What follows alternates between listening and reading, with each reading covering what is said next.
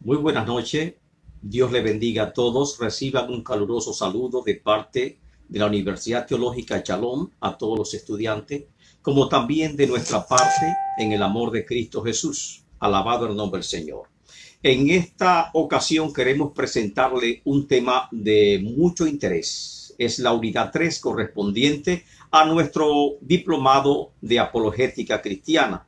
Y el tema de esta ocasión es la confiabilidad e inerrancia de las Escrituras.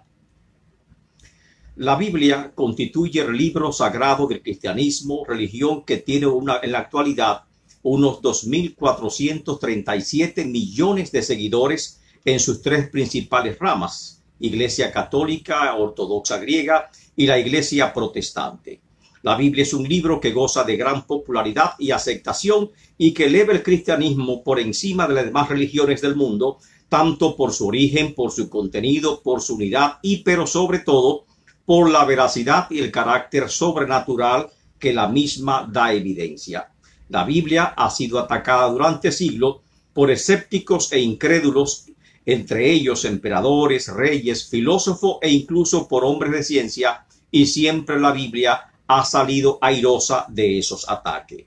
Pero ahora debe ser defendida de un nuevo ataque, no de ateos, sino de creyentes liberales, entre ellos populares líderes religiosos y teólogos, cuyo cuestionamiento del carácter sobrenatural de las Escrituras es para nosotros bastante preocupante. Nos preguntamos, ¿con qué autoridad son capaces de cuestionar las Escrituras? ¿Acaso tienen esto algún conocimiento que nosotros no hemos alcanzado? ¿Algún nuevo descubrimiento arqueológico? En lo absoluto. El origen de esta crítica se remonta a la época del surgimiento del racionalismo empírico, que constituyó las bases de la revolución científica, también conocida como Revolución de Copérnico. De este movimiento surge primero el deísmo, corriente filosófica moderna que afirma la existencia de Dios a través de la razón y de la experiencia personal, pero niega las Escrituras como también niega la religión. Surgen también teólogos racionalistas que niegan el carácter sobrenatural de las Escrituras y también los milagros, y llegan a considerar la Biblia como cualquier otro libro y aplican a la Biblia los mismos principios que los libros antiguos escritos por el hombre. De esta forma surge en el siglo XVIII el llamado método histórico de interpretación bíblica, también conocido como alta crítica, nombre dado a los estudios críticos de la Biblia que buscan investigar su origen literario, problemas de composición incluyendo su autor, como también identificar las fuentes y documentos que estos autores utilizaron para su composición, el cual algunos pastores y líderes aceptan sin cuestionamiento alguno, sin comprender que el método histórico crítico ha tenido serias dificultades para aceptar la dimensión vertical de las Escrituras. O sea, el método histórico crítico presupone que la Biblia se ha desarrollado como lo haría cualquier otro libro y no como una obra de origen sobrenatural. En su sentido técnico, la palabra crítica se refiere a los argumentos presentados por los incrédulos y escépticos contra la autenticidad y confiabilidad de las Escrituras. Hoy en día, la figura central de esta corriente crítica teológica la encontramos en el teólogo Rudolf Bultmann, teólogo liberal alemán que desarrolló su programa de desmitologización de la Biblia. Afirma que los mitos eran abundantes en el mundo religioso del Antiguo Oriente alrededor de Israel, y como la Biblia nos llega por canales humanos, es normal que la Biblia también esté llena de mitos, y por lo tanto la labor del teólogo es escudriñar las Escrituras para descartar aquellas cosas que parecen que son lógicamente mitos, pero partiendo de la predisposición de que la Biblia es una obra meramente humana y no una obra divina.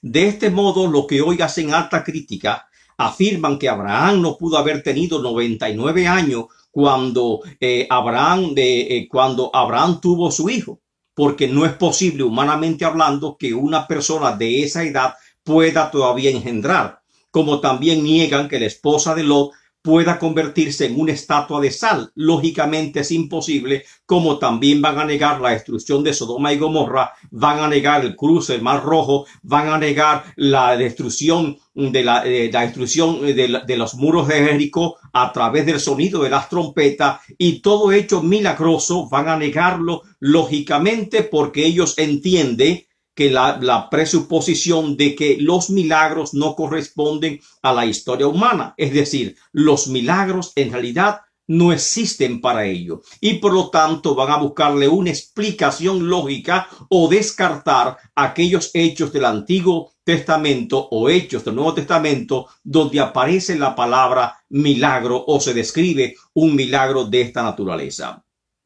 Martín Lutero expresó: las escrituras no pueden errar. Las escrituras no se contradicen a sí mismos.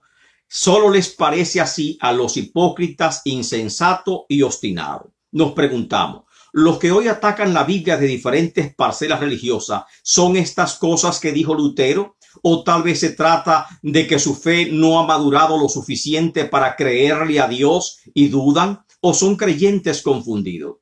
En el estudio de esta unidad veremos las bases teológicas de la inerrancia de las escrituras. Analizaremos el concepto de inspiración, veremos también el origen y la formación de la Biblia y finalmente presentaremos las pruebas que fundamentan la veracidad de las escrituras sin la menor duda posible. Con respecto a la inerrancia de las escrituras, es importante entender la importancia de este tema. Muchos creyentes oyen el tema y simplemente no le prestan atención, cuando en sí constituye una parte fundamental de la fe de la Iglesia y una parte fundamental de la creencia del cristianismo. Importancia teológica de la inerrancia. Si la Biblia pudiera mostrar falsedad en un área, aun por pequeña que ésta sea, esto sería razonable cuestionar su veracidad en otras áreas también, incluyendo la enseñanza de la inspiración. También sería razonable que si la Biblia muestra falsedad en un área, es razonable dudar de sus promesas, de dudar de sus milagros, y también estaríamos frente a una religión vacía, sin poder para transformar la vida, en un Dios que no sería todopoderoso ni tampoco tuviese la característica que la Biblia señala de él, de omnisciente, omnisapiente, que todo lo sabe, que todo lo conoce, y por lo tanto sería una religión más de todas las que hay en el mundo, que se estima que son aproximadamente 4.500 religiones en el mundo entero. Por otro lado, la Iglesia siempre ha sostenido la idea de la inerrancia de la Biblia. Esta doctrina constituye su fundamento, y si mostramos que no existe, entonces estaríamos dando evidencia de que la Iglesia siempre estuvo equivocado, y vamos a caer, como dijo el apóstol Pablo en 1 Corintios 15, ay de nosotros si predicamos, amén, que hay resurrección. Pues lógicamente tampoco hay resurrección según estos teólogos. Entonces ay de nosotros, y somos dignos de conmiseración, somos dignos de lástima en el mundo entero, porque tampoco Cristo se levantó de los muertos y tampoco nosotros nos vamos a levantar de los muertos. Lógicamente hoy queremos hablarle acerca de la inerrancia, y cuando hablamos de inerrancia hay dos conceptos que están íntimamente ligados. El primer concepto es la infalibilidad. Se usa para definir la singularidad de la Biblia y significa infallere del latín, es decir, que la Biblia no contiene fallo, que por ser la palabra de Dios, la Biblia no se equivoca, siempre dice la verdad, y por lo tanto la Biblia es la máxima autoridad de fe para todos los creyentes. Y el otro término, aparte de infalibilidad, es la palabra inerrancia, que viene del latín inerrans, que significa no contiene error. Es la posición teológica que sostiene que las escrituras en sus manuscritos originales están libres de error. La inerrancia representa la posición histórica de la Iglesia cristiana a través de todos los tiempos. Cuenta con sólidos fundamentos escriturales basados tanto en el Antiguo Testamento como en el Nuevo Testamento. La inerrancia está fundamentada por el teólogo de nombre Millard Erickson, que es uno de los grandes exponentes del liberalismo en contra del liberalismo teológico y de las tendencias progresistas dentro de la iglesia protestante, y en su tratado de teología sistemática presenta 7 posiciones respecto a la doctrina de la inerrancia de las escrituras, pero las cuales no están sustentadas en una base sólida escritural. La primera posición sobre la inerrancia que usted y yo tenemos que conocer es la inerrancia absoluta. En este momento le invito para que tomen un bolígrafo, que tomen un lapicero, amén, algo que escribir, una libreta, y que vaya anotando en su libreta los temas o los apuntes correspondientes a lo que es la inerrancia. Hay 7 posiciones respecto a la doctrina de inerrancia que nosotros tenemos que comprender. Yo sé que para algunos de nosotros en esta ocasión es la primera vez que escuchamos el término de inerrancia. Amén. Y por eso tenemos que volver a repetirlo. Con el tema están involucrados 2 conceptos fundamentales. Infabilidad, que viene de infallere, que la Biblia no falla, que es cierta en todo lo que dice, lo que contenido, y también inerrancia, que de inerram, que significa no yerra, no contiene error, y por lo tanto la Biblia es la palabra de Dios y debe ser interpretada de esta forma. ¿Cuántos tipos de inerrancia hasta ahora las diversas parcelas religiosas que existen en la cristiandad han sostenido, y que en ellos se encuentran algún apoyo o asidero de las escrituras? Hasta ahora, repetimos, hay 7 formas de inerrancia, y vamos a comenzar con la primera, la inerrancia absoluta. Esta inerrancia es extrema y se va al extremo, amén, y sostiene que los escritores bíblicos intentaron ofrecer una cantidad considerable de datos científicos e históricos exactos, y que la información que dieron es totalmente cierta. Esta posición es demasiado fuerte y puede tratar de probar más de lo que la Biblia tiene intención de probar. Es decir, está entrando a temas que son especulaciones, a temas científicos, a temas históricos, que no es el propósito principal de la Biblia. Amén. Y por lo tanto es un tema muy fuerte ese enfoque. Y además ese enfoque no permite a los escritores bíblicos simplemente registrar los fenómenos como ellos lo ven. Un escritor bíblico recibe una revelación, no está para juzgar la revelación, no está para interpretarla científicamente, para interpretar ese fenómeno, simplemente de describirlo desde la óptica que él lo está mirando. Dios no ofreció una explicación científica de átomos y circunstancias biológicas o circunstancias cosmológicas de cada fenómeno que se presenta como un milagro. Simplemente presenta el milagro, y el ser humano como observador describe el milagro en el lenguaje común y ordinario de su época, y por lo tanto así están registrados cada milagro, cada acontecimiento histórico, cada hecho, así está registrado en la palabra del Señor. Esta inerrancia absoluta, lógicamente que entendemos que es un extremismo. Luego sigue la segunda, número 2, que sería la inerrancia plena. La inerrancia plena es la posición que goza de mayor influencia y aceptación entre las iglesias evangélicas. Esta inerrancia plena sostiene que aunque la Biblia, no trata principalmente de datos científicos e históricos, la información científica e histórica que contiene la Biblia es completamente cierta. Hace distinción en lengua bíblica, la forma de entender las diferencias científicas e históricas que contiene la Biblia. Se hace mención de un uso de un lenguaje fenomenológico, es decir, un lenguaje tal como lo describe el ojo humano. Por ejemplo, en Josué capítulo 10, verso 13, afirma que el sol se detuvo y la luna se paró. Algunos que tal vez no tienen mucho fundamento de la Biblia, comienzan a decir que la Biblia habla mentira, que la Biblia se contradice, porque científicamente el sol no se puede detener, ¿sí? Ni tampoco la luna se va a parar, y que tal vez si este hecho ocurrió fue que la tierra se paró. Pero sin embargo, le hablamos que el observador humano describe el fenómeno tal como es observado por el ojo humano.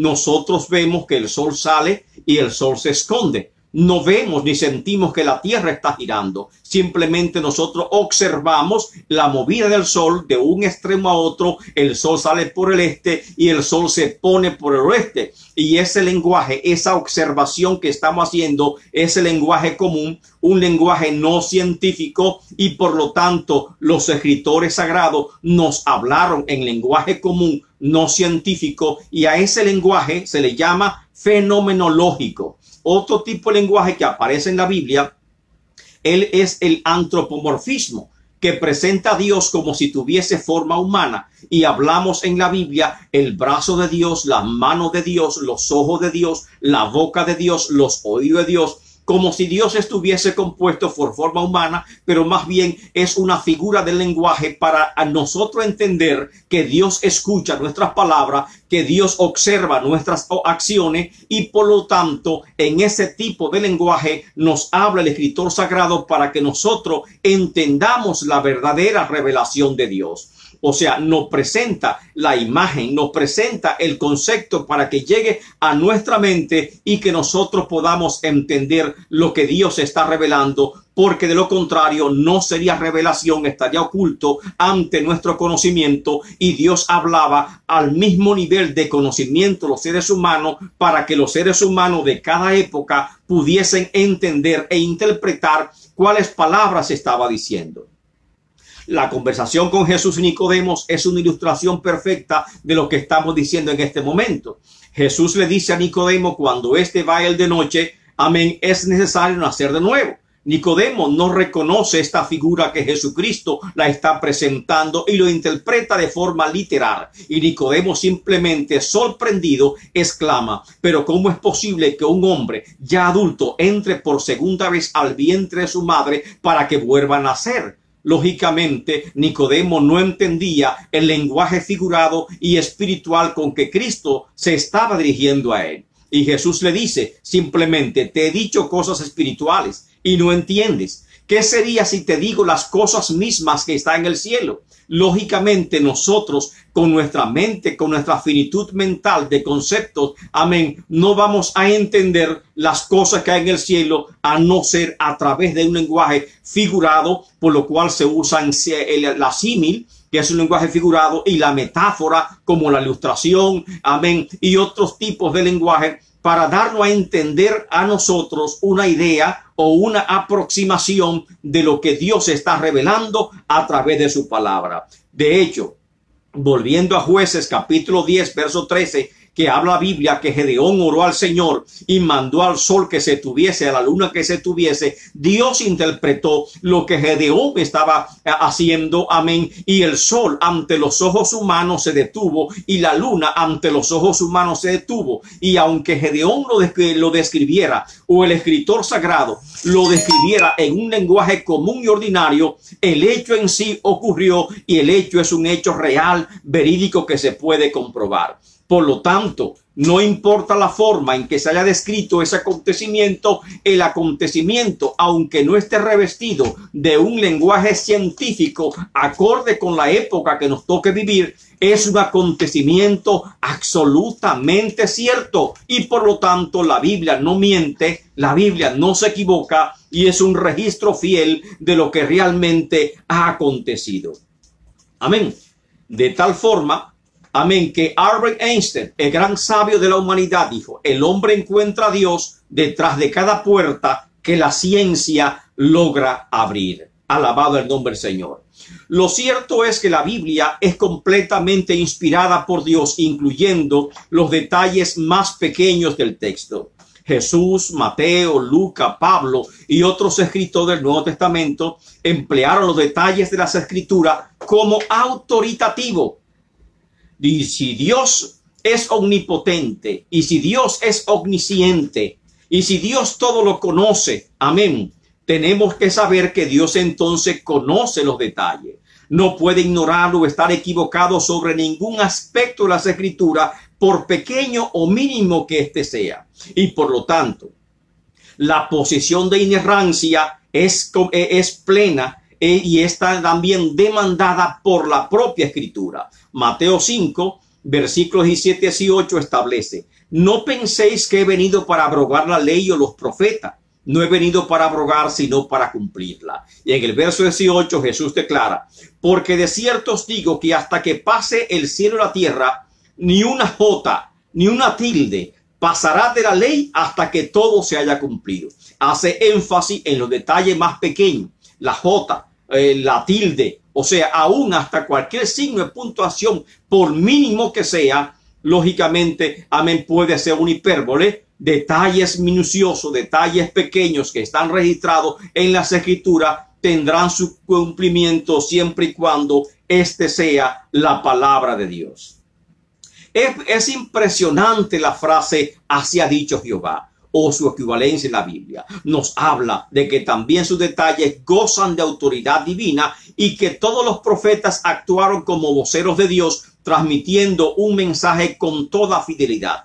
La Iglesia históricamente ha defendido la inerrancia de las Escrituras y aún, como dijo Martín Lutero, las Escrituras no pueden errar, y eso se llama inerrancia. Lo cierto es que las Escrituras no se contradicen a sí mismas y solo les parece así a los hipócritas, insensatos y a las personas que son obstinadas, que no logran interpretar correctamente la palabra de Dios.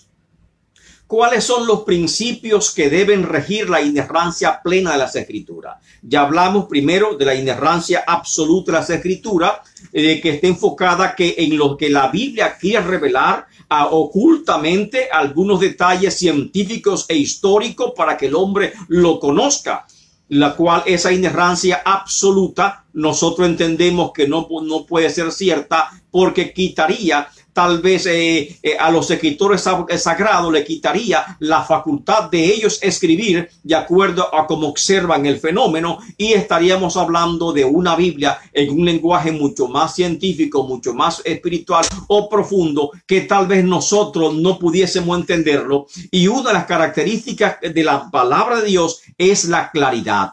Carecería de claridad la palabra de Dios, y la Biblia es plenamente clara porque nos habló en un lenguaje común que el hombre podía entender el mensaje de Dios sin necesidad de buscar un intérprete que descifre lo que Dios quería decir.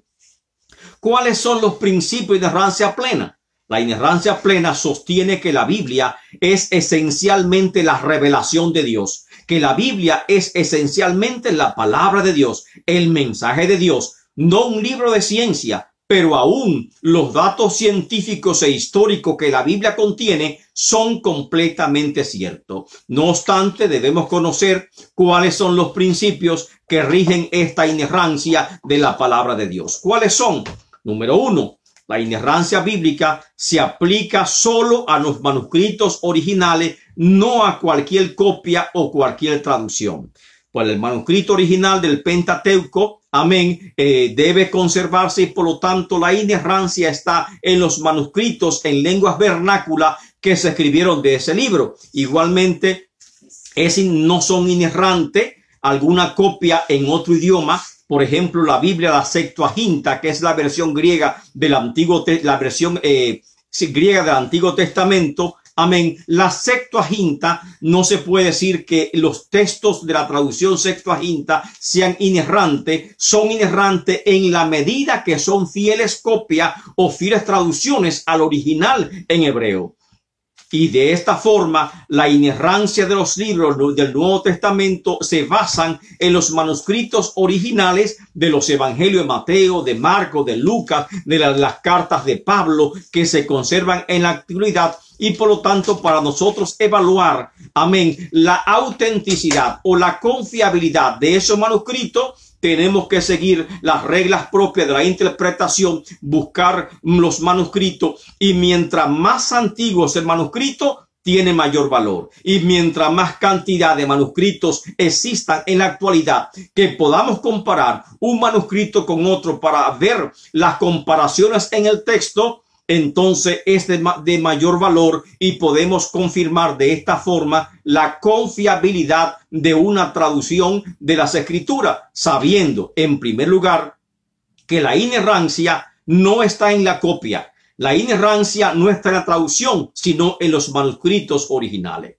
Número 2, la inerrancia se refiere solo a lo que se anuncia o se afirma que es el punto de vista de Dios, no lo que meramente es informado. En la Biblia está la palabra de Dios. La Biblia es el registro de lo que Dios dijo y todo, amén, todo lo que está en la Biblia, amén, es inspirado. Pero tenemos que reconocer, por ejemplo, en el libro de Job, los amigos de Job hicieron extensos discursos que no representan la voz de Dios. Es lo que ellos dijo. Y ahí aparece, comenzando el libro de Job, las palabras de Satanás. Pero Dios no inspiró a Satanás para que dijera esas palabras, ni tampoco son la idea o el concepto de Dios. Dice el libro de Job, y Satanás dijo a Dios, piel por piel, y todo lo que el hombre tiene dará por su vida. Pero no lo dijo Dios. Son palabras de Satanás. Y por lo tanto, esas palabras en sí no es inspirada. Lo que es inspirado es el registro de ese acontecimiento y que Dios inspiró al escritor sagrado a registrar lo que Satanás dijo o a registrar lo que dijeron los amigos de Job. Así que tenemos que entender, cuando decimos, amén, palabras de Dios directamente, es cuando dice el profeta, y así ha dicho Jehová. Así ha dicho Jehová, son palabras textuales de Dios. Palabra textual de Dios es cuando Dios escribe los 10 mandamientos en el monte Sinaí, y palabra textual de Dios es cuando Dios habla directamente al hombre y le dice, escribe, registra lo que yo te estoy diciendo. Pero los demás registros históricos son registros inspirados que Dios inspiró al escritor sagrado a que registrase estos acontecimientos para que llegase a nosotros con toda fidelidad y con toda información. Así que tengamos presente este pequeño detalle. Hay afirmaciones que representan el punto de vista de Dios. Cuando dice la palabra, así dice Jehová, eso representa el punto de vista de Dios y es palabra frase por frase inspirada. Pero otros registros son registros inspirados que no representan necesariamente el punto de vista de Dios, porque no fueron palabras expresadas directamente por la boca de Dios, sino de otros personajes que hablaron o dijeron de otra forma, y se nos da a nosotros para que nosotros entendamos, amén, esa revelación de parte de Dios. En tercer lugar, la inerrancia permite que conceptos e ideas se expresen en el habla común ordinaria. Por de lo contrario, no sería inerrancia. Gran parte de la Biblia fue escrita en lenguaje tosco de la gente común, porque Dios le habló, usó profeta, usó canales humanos, y en cada generación sus voceros hablaban el mismo idioma, en la misma lengua que aquellos al cual era dirigido el mensaje divino, y por lo tanto podían entenderlo con toda claridad. Ahí encontramos, por ejemplo, que cada escritor sagrado registra en su libro las mismas características de él mismo. Lucas, por ejemplo, que fue un profesional, un hombre culto, en el libro de Hechos de los Apóstoles, en el Evangelio de Lucas, escribe en un griego perfecto, en un griego excelente, mientras que otros, por ejemplo, como Marco, su griego no es tan perfecto, su composición literaria no es tan perfecta o poética como lo presentó Lucas. Y así encontramos en el Antiguo Testamento a profetas como Habacuc, que habla de forma tosca, habla de un lenguaje tosco ordinario, de tal forma que otros profetas le dicen a Habacuc, no siga predicando de esa forma, no siga profetizando de esa forma, porque te va a quedar sin sustento, no va a encontrar quien te dé comida, le decían a Habacuc. Y simplemente Habacuc decía, no soy profeta, no soy hijo de profeta, sino bueyero y recolector de higos silvestres. En otra parte, no es mi profesión, no vivo de no soy un profeta profesional como ustedes que están en el palacio, simplemente buscando ser favorecido por el rey. Yo hablo lo que Dios pone en mi boca y lo digo así como lo entiendo, lo expreso con mi misma palabra, y la personalidad de Habacuc estaba involucrada también en el mensaje que él estaba transmitiendo. A las almas, a las damas de alta sociedad, Habacuc simplemente les dice, oh vacas de Basán, seréis llevadas con garfio, porque era el lenguaje que Habacuc estaba conociendo, y por lo tanto ese lenguaje tenía que interpretarlo de esa forma. La gente común tenía que escuchar el lenguaje en la forma común. Y las irregularidades de estilos no son un problema para la inerrancia. No es un problema los escritos, por ejemplo, amén, de Pedro, que tal vez no dominaba tanto el griego y tenía problemas tal vez en la composición original de su griego, y a veces tenemos dificultades para interpretar el lenguaje de Pedro. Pero eso no afecta en la veracidad de las declaraciones que vamos a examinar. Es porque Dios le habló a ellos en el lenguaje ordinario y tenemos nosotros que indagar cuál es ese estilo literario que ellos están usando, cuál es el nivel de ese lenguaje que ellos están utilizando. Para eso están los intérpretes, para poder cruzar ese puente hermenéutico que existe entre el escritor original y nosotros, amén, esta generación que nos toca interpretar la palabra de Dios.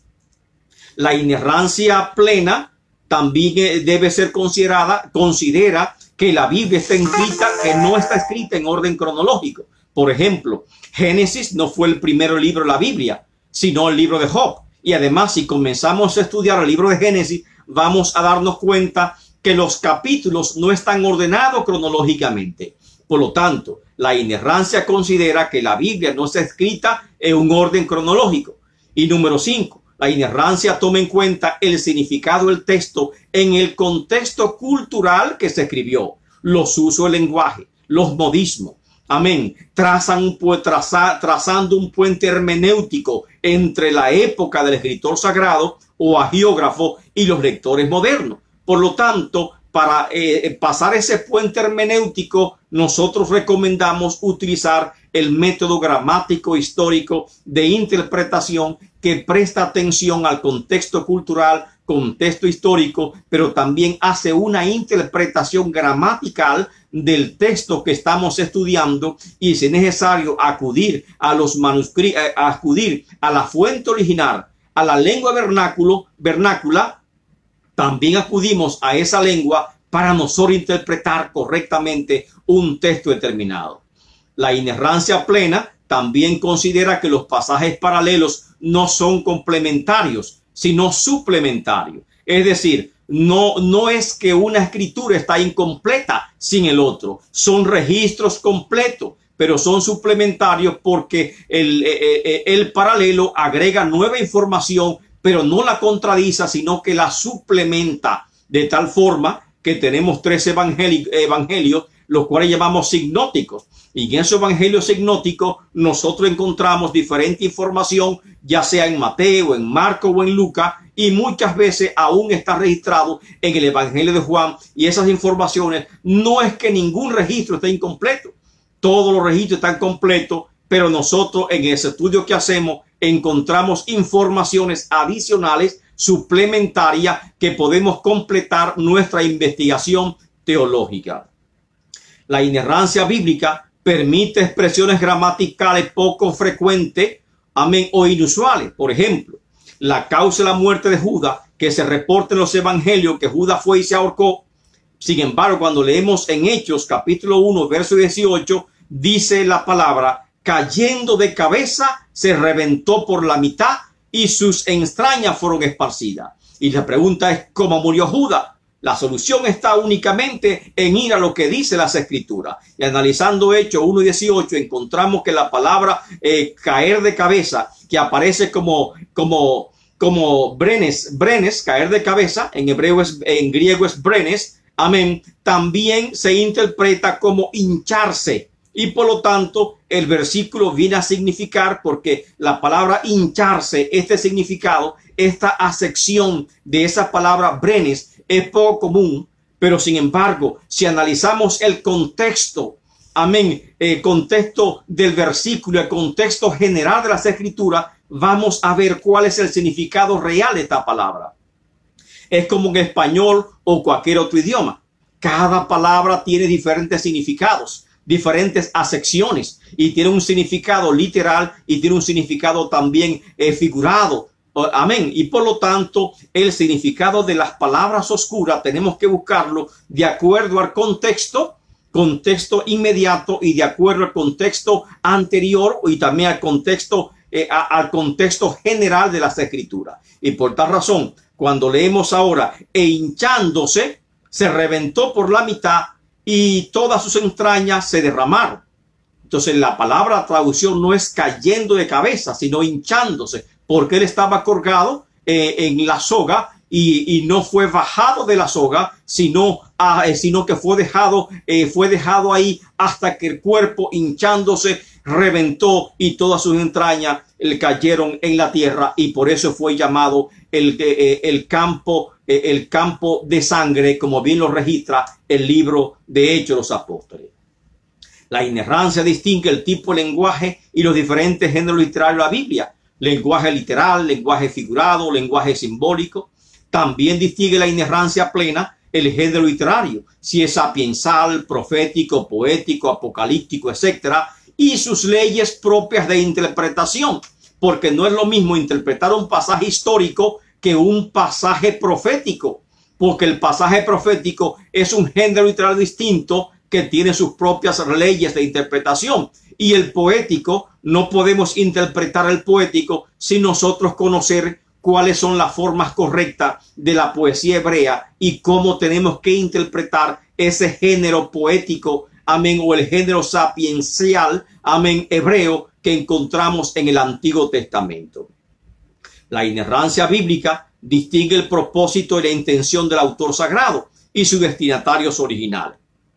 La inerrancia bíblica plena permite la interpretación adecuada de la lengua vernácula y el uso de las aproximaciones. Esto incluye la forma de